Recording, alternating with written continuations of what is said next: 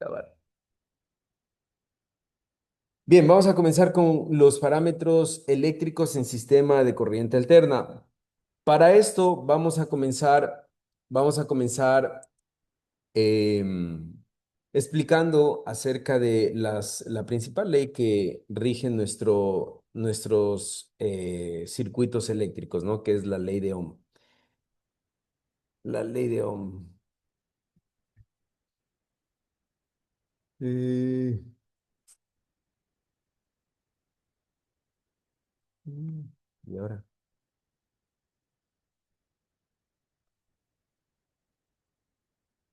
ya aquí está.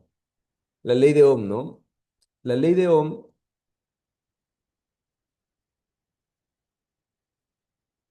es la ley que nos define o que nos define el comportamiento de la corriente eléctrica y del voltaje, ¿no es cierto?, en un circuito eléctrico.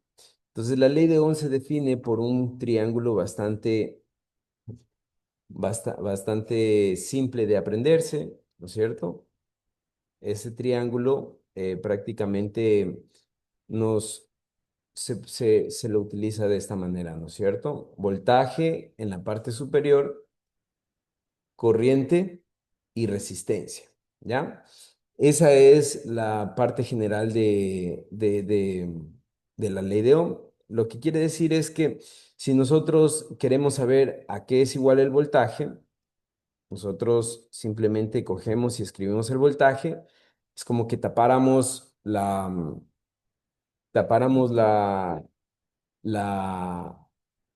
el triángulo en la parte superior y me queda que voltaje es igual a I por R, ¿ya? Si nosotros queremos saber a qué es igual la corriente, ¿no es cierto? La corriente es igual, es como que tapáramos la corriente de acá y nos queda que corriente es igual a voltaje sobre resistencia. Y si queremos saber a qué es igual la resistencia, con la ley de Ohm podemos saber que resistencia es igual a voltaje sobre corriente, ¿ya? Esta es nuestra ley de Ohm que rige prácticamente todos nuestros circuitos eléctricos. Dicho esto, ¿no es cierto? Vamos a definir los conceptos de voltaje, vamos a definir los conceptos de corriente y vamos a definir el concepto de resistencia. Entonces, voltaje es la fuerza, voltaje es la fuerza que, que impulsa al flujo de electrones. Voltaje es la fuerza que impulsa al flujo de electrones a través de un conductor. Voltaje es la fuerza, también se le conoce como potencial eléctrico, el voltaje. Entonces, voltaje podríamos decir que es el potencial eléctrico, es el campo de fuerza, ¿no es cierto? Es la fuerza que mueve los electrones, ¿ya? La corriente, por su lado, es el flujo de electrones, es la cantidad de electrones que se puede mover a través de un conductor en un determinado tiempo. Esa es la corriente. El nombre, el nombre correcto de la corriente es intensidad de corriente, intensidad de corriente. Y la resistencia no es más que la oposición al paso de la corriente, la oposición al paso de la corriente.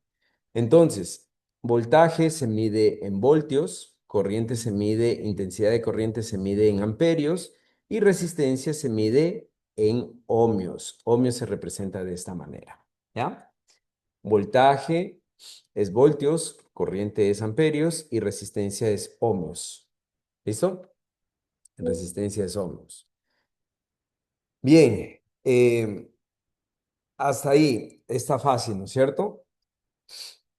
Facilito. Ahora, cuando nosotros tenemos normalmente un circuito eléctrico, nosotros vamos a encontrarnos con una fuente, ¿no es cierto? Una fuente de voltaje, va a dibujar una fuente de voltaje en corriente continua para iniciar, ¿no es cierto? Dibujamos el conductor, que no son más que líneas, y la resistencia que se ve de esta manera. Y ahí nosotros tenemos un un circuito, ¿no? Este circuito, este circuito nosotros, aquí tenemos la fuente de voltaje, que de un valor definido de la fuente de voltaje, podemos ponerle 120 voltios, y un valor definido de la resistencia, ¿no es cierto? Vamos a ponerle 30 ohmios. ¿Ya? 30 ohms. Entonces, si nosotros aplicamos la ley de Ohm, ¿verdad? Para encontrar la corriente que circula a través de este circuito, que la corriente es el flujo de electrones, ¿no es cierto? El flujo de electrones que circula a través de la resistencia, a través de los conductores de nuestro diagrama, de nuestro circuito eléctrico. Entonces nosotros podemos decir que corriente en este circuito es igual a ¿qué? Aplicando la ley de Ohm. Corriente es igual a voltaje sobre Resistencia. resistencia. Muy bien.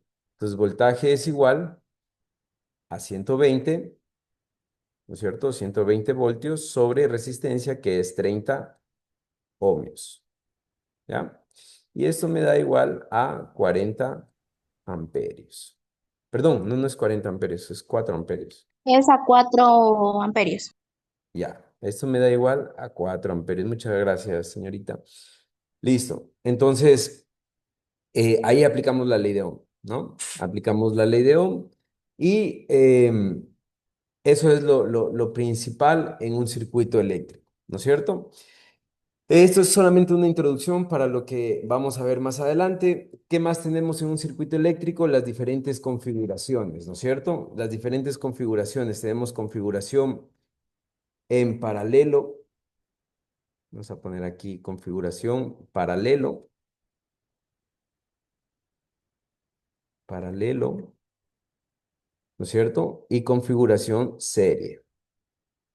Entonces, en configuración en paralelo, nosotros realmente es muy fácil, creo que casi todos dominan. La configuración en paralelo es prácticamente los elementos comparten dos nodos, ¿no? Por ejemplo, si yo conecto resistencias en paralelo, todos los elementos que yo conecte, van a compartir dos nodos, entendiéndose por un nodo que es la unión de dos o más elementos, ¿no? Entonces, por ejemplo, este es el nodo A, este es el nodo A, ¿no es cierto? Aquí abajo podemos tener el nodo B, pongámosle el nodo C, ¿ya? El nodo, pongamos aquí, bueno, no, nodo B, nodo B.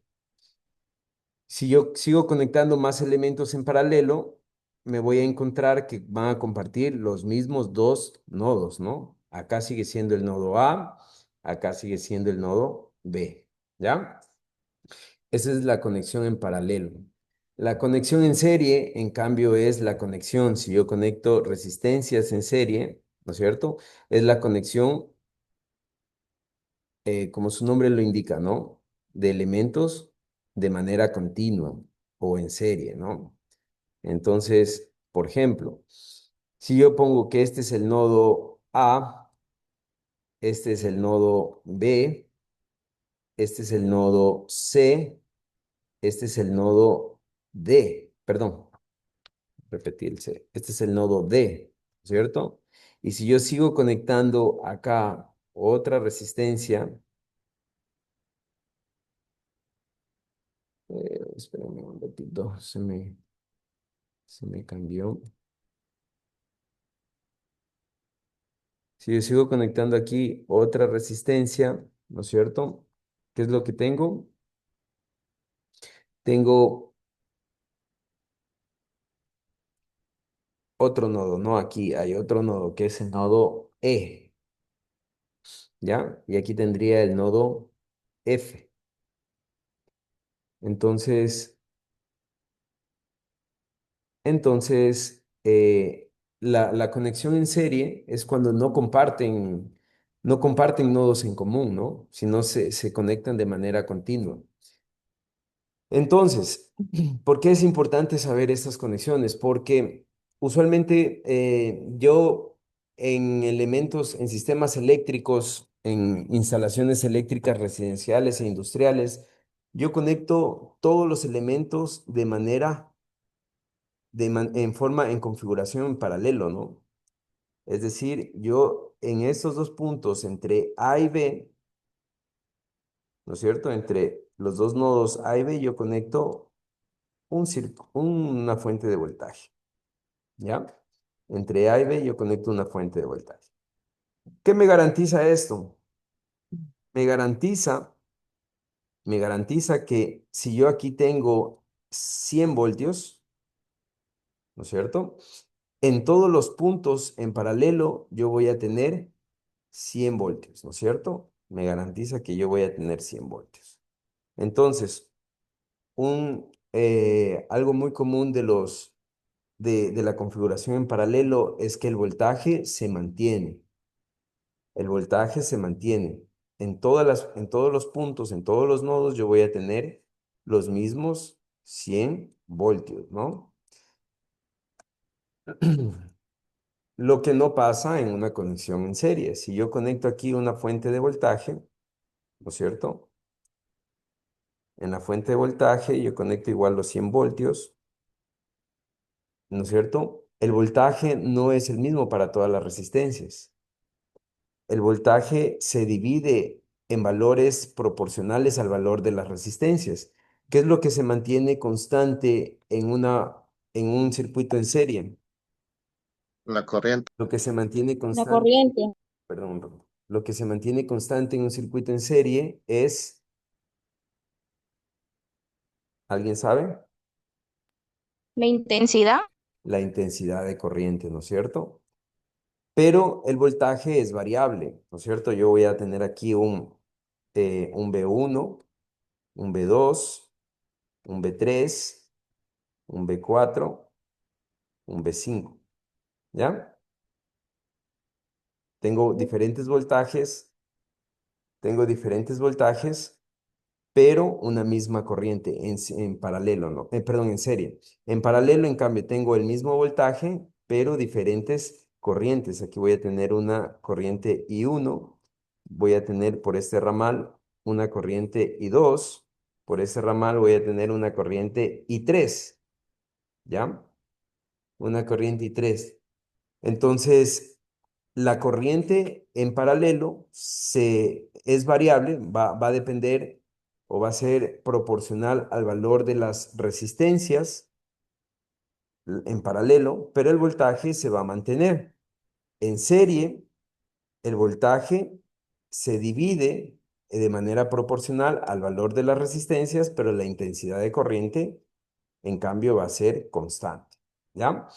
¿Tienen alguna pregunta hasta ahí?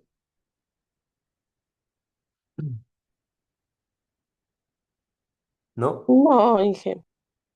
Bien, cuál es la configuración que usualmente utilizamos? La configuración que usualmente utilizamos en instalaciones eléctricas residenciales o industriales. La configuración paralelo. Muy bien, configuración en paralelo, Ujú. ¿no es cierto? Es esta configuración. Esta es la que casi siempre utilizamos, ¿no? Es la que casi siempre utilizamos. Entonces, adicional a esto, ¿no es cierto? Algo que es muy común, ustedes ya habrán tenido experiencia, es que lo que nosotros usualmente calculamos es el valor de las corrientes. En base a las corrientes, nosotros diseñamos o ponemos en los calibres de los cables, ¿no es cierto? Esto tranquilamente podríamos decir que esta resistencia de aquí, ¿no es cierto? Es un circuito que representa una cantidad X de luminarias. Entonces, ese circuito va a consumir un valor de corriente I1. Entonces, de acuerdo al valor de corriente I1, nosotros colocamos el calibre del cable, nosotros ponemos el valor de la protección, ¿no es cierto? Es lo que usualmente nosotros hacemos. Entonces, nosotros nos quedamos con el circuito, la configuración en paralelo, ¿ya? Déjenme ver cómo puedo mover esta pantalla. Aquí está. Listo, entonces vamos a seguir. Una vez que ya tenemos la configuración en paralelo, solo para decirlo, hay algunas, hay algunas configuraciones eh, se me fue, perdón. Ya, entonces, ahora vamos a corriente alterna, ¿no? En corriente alterna, la diferencia con la corriente continua prácticamente es la forma de la onda, ¿no? Si nosotros dibujamos el voltaje, ¿no es cierto?, a través del tiempo, el voltaje continuo, vamos a ponerle con un color azul, el voltaje continuo se va a ver como una línea de manera continua, ¿no? A través del tiempo, es decir, no hay variaciones. Mientras que la corriente alterna, pongámosle con un color rojo, ¿no es cierto? Se va a mover de manera o de forma sinusoidal, ¿no es cierto? Es decir, teniendo semiciclos positivos y semiciclos negativos. Y esta forma, en un mundo ideal, en una forma ideal, sería perfecta, ¿no? O sea, sería el mismo semiciclo positivo que se dibuja arriba, se dibujaría abajo, ¿no es cierto? Sin ningún tipo de distorsión. Bien, entonces, cuando nosotros vamos a representar en corriente alterna, utilizamos esta forma sinusoidal para representar la, la fuente de voltaje, ¿no es cierto? Usualmente lo representamos así. Otra manera de representar la fuente de voltaje también es colocar un signo más aquí, ¿no es cierto? Indicando que en voltaje nosotros tenemos neutro, conexión a neutro, que sería el donde no está el más, ¿verdad? Y conexión a línea o voltaje, claro, conexión a la línea viva, ¿no es cierto? Que sería en la parte donde está el positivo, ¿ya? Bien, ahora, el, el tema de, el tema de,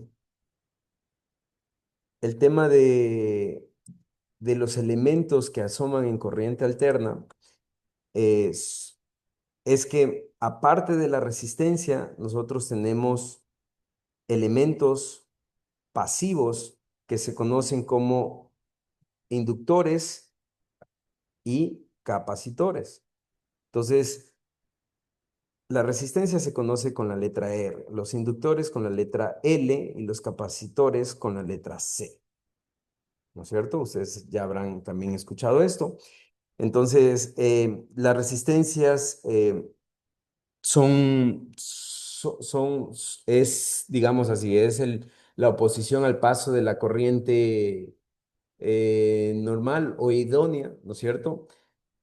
Los inductores no son más que bobinas, todo lo que tenga que ver con bobinas tiene cargas inductivas y los capacitores son elementos pasivos que son capaces de almacenar carga eléctrica. Entonces, los capacitores lo que hacen es almacenan carga eléctrica de manera temporal y cuando el circuito lo necesita, son capaces de alimentar al circuito con la carga almacenada, es decir, se cargan y se descargan los capacitores. Bien, entonces voy a suponer un circuito eléctrico, ¿no es cierto? Un circuito eléctrico donde tengo cargas resistivas, inductivas y capacitivas. ¿En qué configuración están estas cargas? En Están en serie.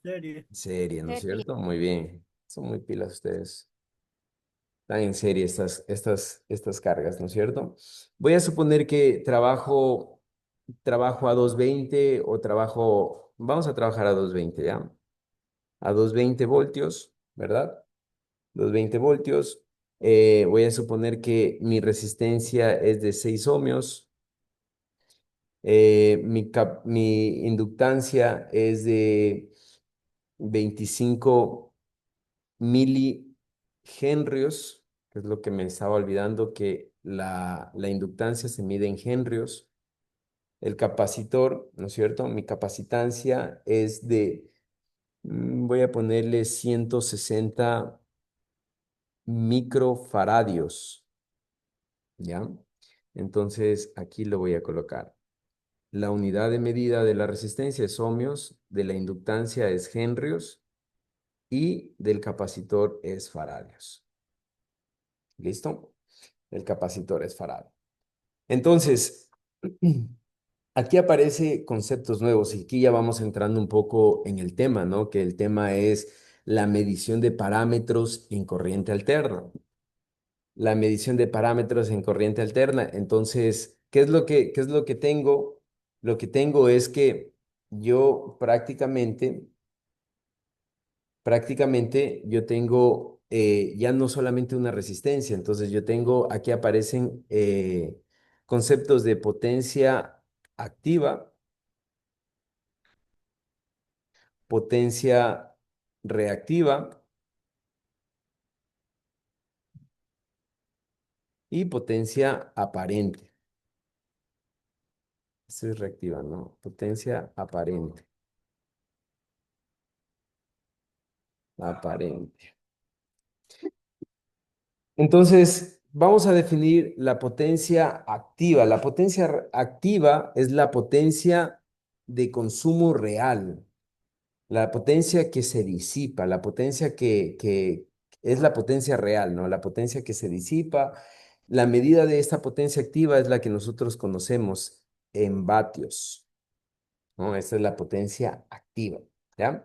Entonces, esta potencia es la potencia que nosotros podemos ver que se convierte, por ejemplo, es cuando un foco eh, por ejemplo, decimos, ¿no? Un foco de 100 vatios, bueno, ahora es de menos, de 15 vatios, transforma su potencia eléctrica en potencia lumínica. Entonces podemos ver la luz o una niquelina transforma su potencia eléctrica en potencia calórica, ¿no? Entonces, esa es la potencia activa, ¿ya?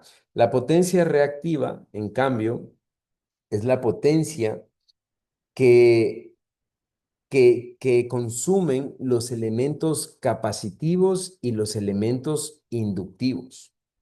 Es la potencia que consumen los elementos capacitivos y los elementos inductivos. Y esta potencia se mide en voltio amperios reactivos, VAR, voltio amperio reactivo, ¿ya?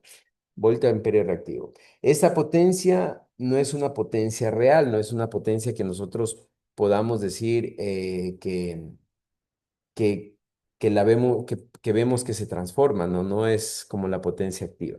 Y la potencia aparente es la potencia que necesita la fuente para alimentar cargas resistivas y cargas reactivas o cargas inductivas y capacitivas, ¿ya? Es la potencia que necesita la fuente y esta potencia se mide en voltio amperio, ¿ya? Voltio amperio. Entonces, la potencia, solo para recalcar, la potencia reactiva está asociada netamente al inductor y al capacitor. La potencia activa está asociada a las cargas resistivas, ¿no? A las cargas resistivas. Y de ahí nosotros sacamos que, vamos a bajar un poquito más, de ahí nosotros sacamos que todas nuestras es como se ve esto, es el triángulo de la potencia, ¿no? Que es un triángulo rectángulo, ¿verdad? Y aquí yo tengo mi potencia. Obviamente eso lo hacen una ciencia, pero es muy fácil, ¿no? Este es una potencia vector.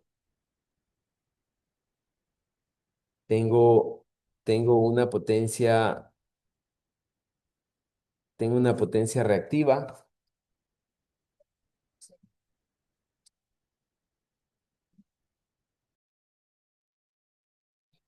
Entonces, tenemos que la potencia activa, ¿no es cierto? Es un lado de la hipotenusa.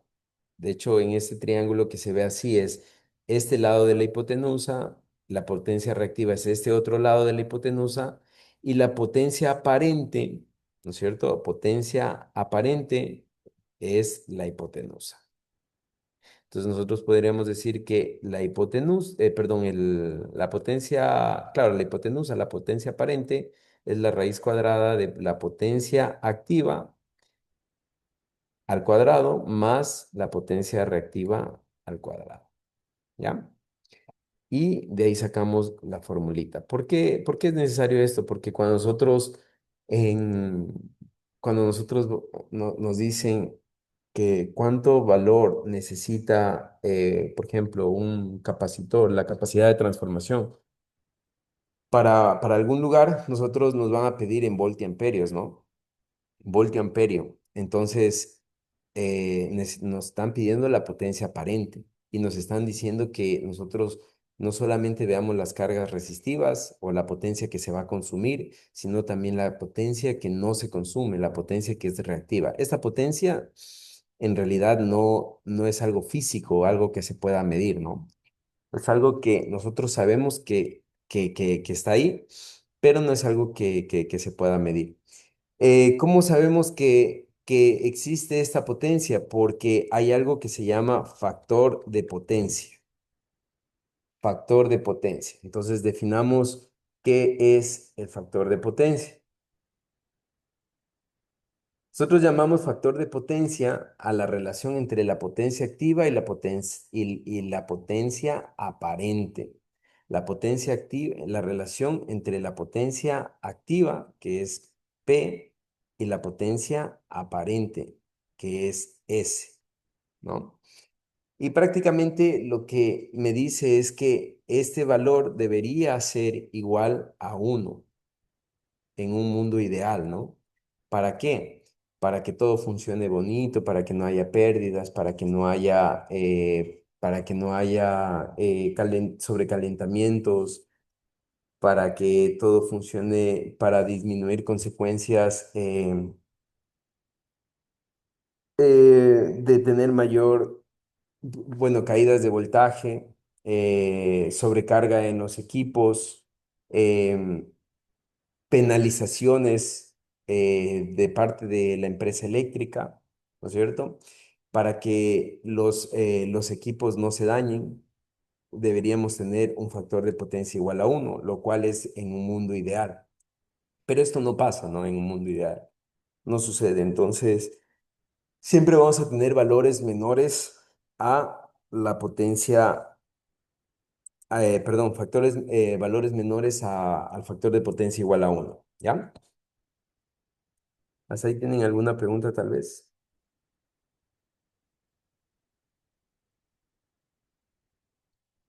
Bien,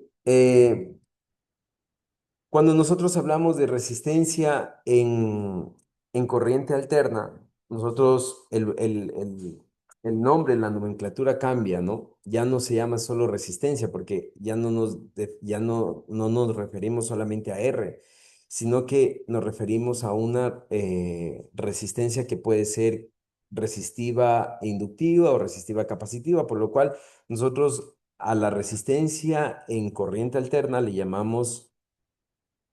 eh, le llamamos impedancia, perdón, se me fue el nombre, impedancia. Se representa con la letra Z. Cuando es una impedancia netamente resistiva, nosotros tenemos que la impedancia resistiva es igual al valor de R, ¿no es cierto? Más un ángulo de desfase cero, ¿no? De desfase cero. Valor de R más un ángulo de desfase cero. Cuando hablamos de impedancias inductivas, nosotros tenemos el valor de, vamos a llamarle esta impedancia XL, ¿no es cierto? El valor de la impedancia inductiva. Entonces, XL más un ángulo de desfase de 90 grados. Y cuando hablamos de impedancias capacitivas, tenemos ZC ¿no es cierto?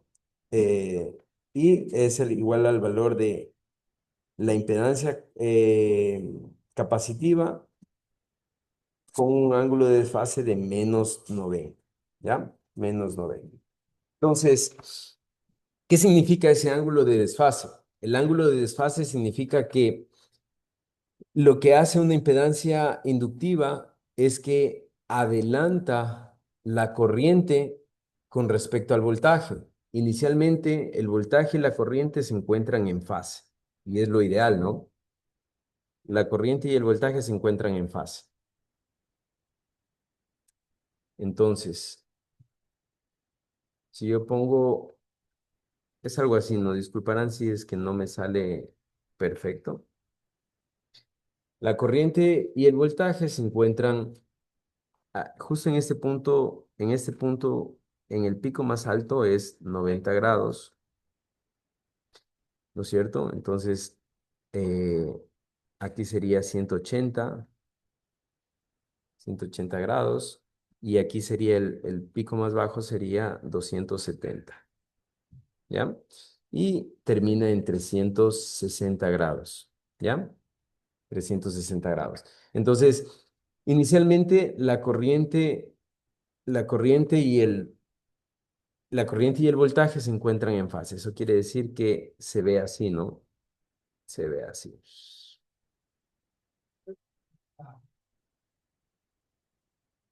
Están en fase, ¿no? Pero cuando hay una carga inductiva quiere decir que el inductor adelanta el voltaje, entonces ya no se ve, ya no están en fase, sino que aquí comienza el periodo, ¿no? Y se va a ver algo así, ¿no? Se va a ver algo así. En cambio, cuando es una carga capacitiva, quiere decir que retrasa el voltaje, entonces em, se va a ver algo así, ¿no? Es decir, -90 grados por acá. Por acá está -90, ¿no? -90 grados y comienza desde acá. Voy a tomar el mismo otro valor, el verde, ¿ya? Entonces comienza, se ve así, ¿no?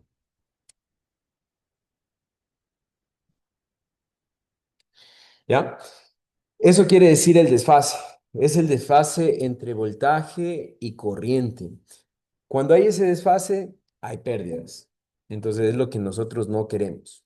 Es lo que nosotros no queremos, pero lamentablemente el, el inductor, el inductor adelanta la corriente con respecto al voltaje, lo desfasa a 90 grados y el capacitor en cambio lo retrasa. Es por eso que ustedes, por ejemplo, en la carrera de mantenimiento, les preguntaba, ¿cómo arrancaron un motor de 220 con tan solo 110? Me dijeron con un capacitor. Ah, claro, el capacitor, ¿qué es lo que hizo? El capacitor desfasó, ¿no es cierto? Hizo un desfase. Al hacer un desfase, ya tenemos dos fases, ¿no? Tenemos ya un desfase, ya podemos controlar este tema de tener dos fases, ¿no? Porque tenemos ya una corriente atrasada, o sí, una fase atrasada y otra fase que comienza en 0 grados, ¿no? No sé si me explico. Entonces, en un mundo ideal, nosotros deberíamos tener solo cargas resistivas, pero como nosotros trabajamos usualmente, casi siempre, todo el tiempo, trabajamos con motores, los motores se ven así. Al conectar un motor a una fuente de voltaje de 220 o de 110, el motor se ve una carga resistiva y una carga inductiva.